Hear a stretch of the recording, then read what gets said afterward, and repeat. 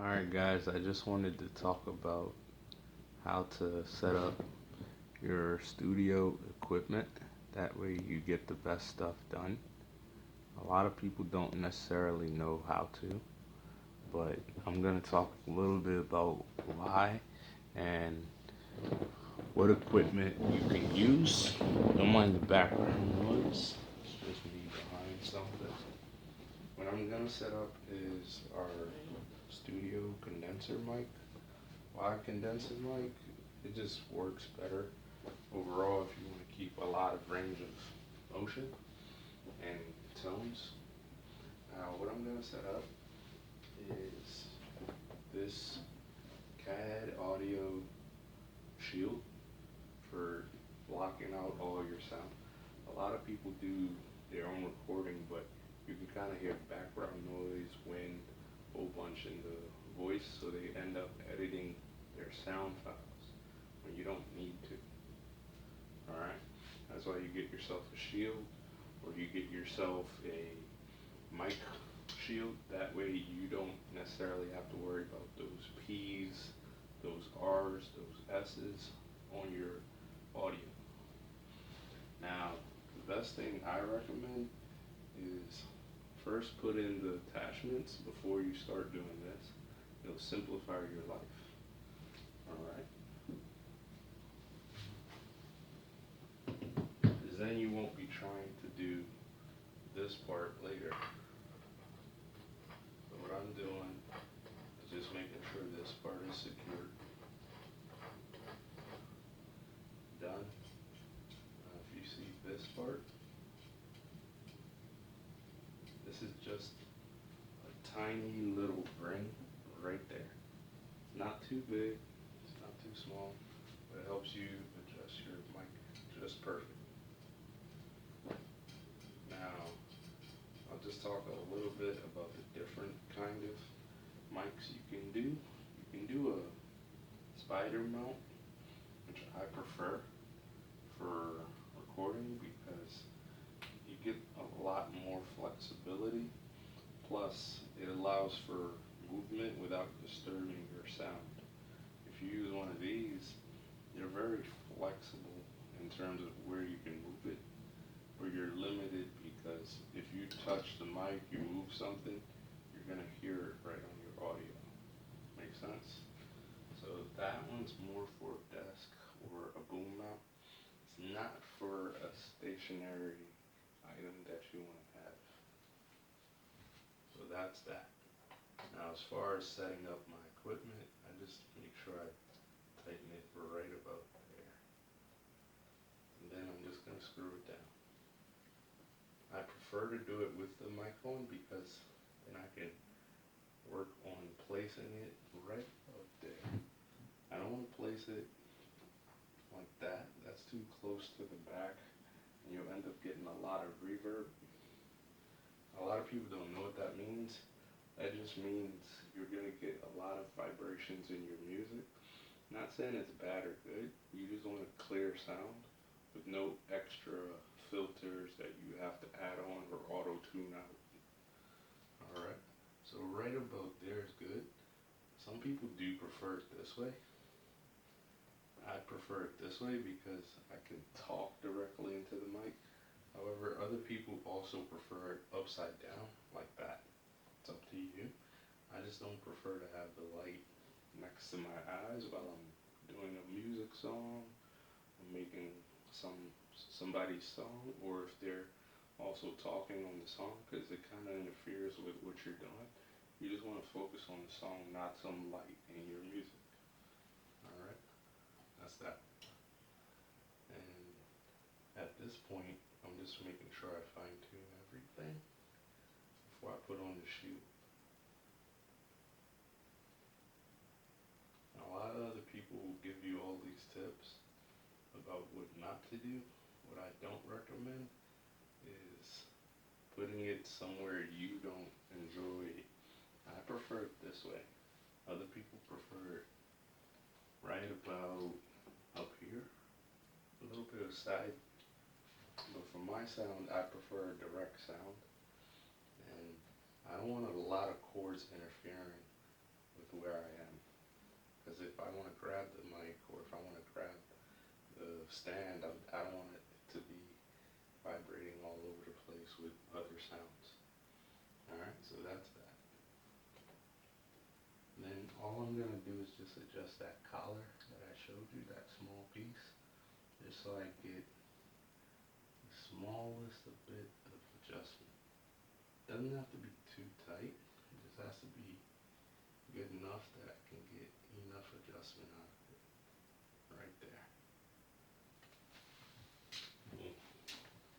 Now this piece, I would loosen this before you start.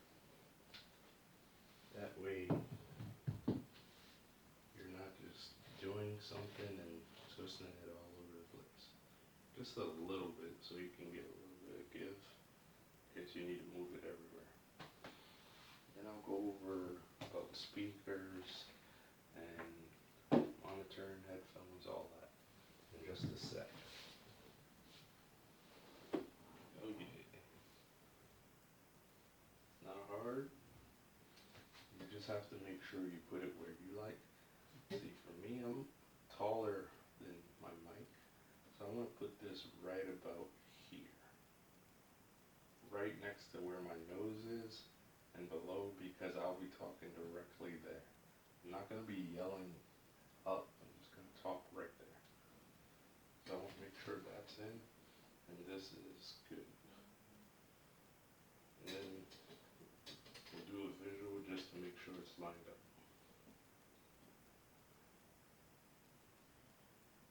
So that's one. Now I don't want to let it just drop because it'll end up twisting and it'll be harder to adjust it if you let it twist or slide, if you see that. So I just want to hold it while I'm doing it. Simplifies your life later. You want to make sure you get those final adjustments. You want to make sure it looks squared and not just, it's this side on this side, right? So that's what I'm doing right now. Make sure I get it flush. And if you want to tighten down, I don't recommend it. Your hand should be good enough, but you just want to make sure it's in your fist. It's not like that way or that way. Just in your fist. A nice ball fist can do it. Right about there is a good setup or distance to have it. Now for me, my fine tuning is just the height. Because I'm a little bit tall, I'm about 5'11". So the taller you are, the higher you want this. You want it in between your face and not below your upper chest. Alright, so that's the next part. Right about there for me. Why there? Is because I can do a lot more with it. And like I said, I was fine tuning it. Now here's where you get really good at it. Some people prefer it here. They like to talk this way. And for me, I'll put it right about there. And all I'm making sure to do is that it's evened out. And I like mine's right about there. Or you can put it like sideways like that. It's up to you. It's not really a personal preference. It just depends on what kind of sound you want out of your songs. Like for some people, they like wider sides. I don't really care about that because my voice is really loud, so it projects. I don't need people or vibrations off the wall, wood, tile, even, what is it,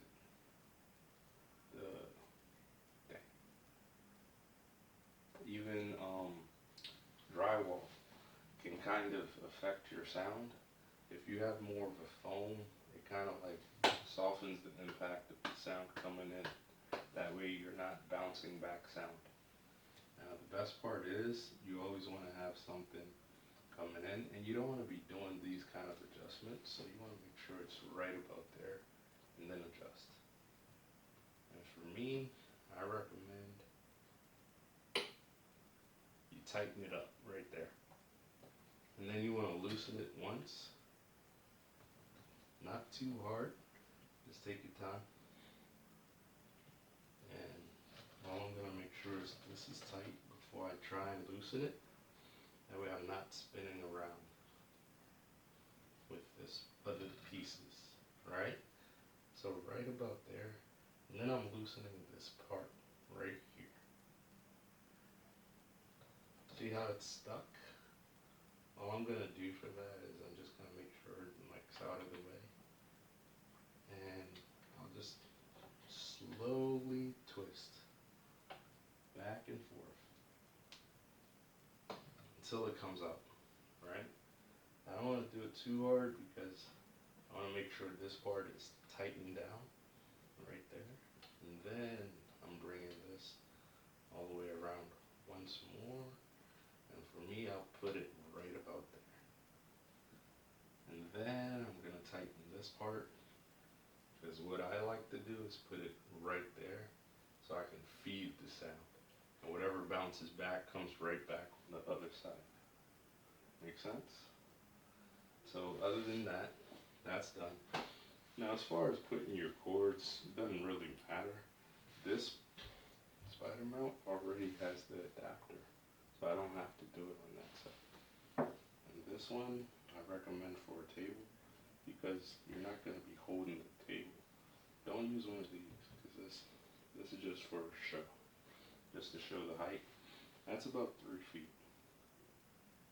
If you're that short, you probably need a chair or a ladder. If you're not, don't worry about it. This one for me is where I like to sit, and I'm not going to be holding the mic, so I'm just going to be talking into it. More so for a podcast or somebody sitting down and writing something or just practicing your sound. Now, for the audio or feedback, you can use studio monitors that come with the 1/8 adapter. If you see it right here, that's what it is, 1/4 to 1/8, and that's 1/8 right there. Now, I prefer not to use them because after about 45 minutes to an hour, you'll either get tightness around your ears or you'll start to get a lot of moisture and you end up having to wipe it off or something. Some people like it, some people don't. I prefer whatever personal headphones you like. If it's Beats, it doesn't really matter. I'll just use a budget headphone for right now. I prefer Sony's. You want to get something that adjusts to your head size, not necessarily with the hat, without it, right? And then you can work on that. And for me, I prefer soft material. That way I can put them on for a while and I can be in the studio for 2, 3, 4 hours at the same time. Now, if you want to do that as well, you also want to get yourself an adapter piece. I like the click-on ones because I'm not sitting there tightening it, plus it fits right on my headphones. Alright, and the mic that I'm using is a Samsung condenser mic. It's about 70, 80 bucks. It's not too much, but you do have to supply your own phantom power. All that means is you have to have power coming in to your mic. That way you can hear the sound coming out when you plug it into your computer or you plug it into another system or even a personal audio or even an amplifier. Some of them come with that built in, but you can also find adapter pieces that will fit your XLR and they will also give you phantom power without it. There's some that are wireless, some that are included in the cord, or some that are supplied through the cord. You have to pick the one you like. I just preferred mine. Now that's just the setup. You always have to make sure your setup is good. That way you're not trying to fix issues afterwards in the studio, paying for editing, which can cost you hundreds of dollars if you don't even have your own beat and your own sound system to do your own recording, it ends up costing you thousands just to make a budget album. Alright, it's Jking Direct. Follow me at my Instagram. You can follow me on Snapchat too at Jared07. If you don't see that, just look on my links. I'll send them right below the video.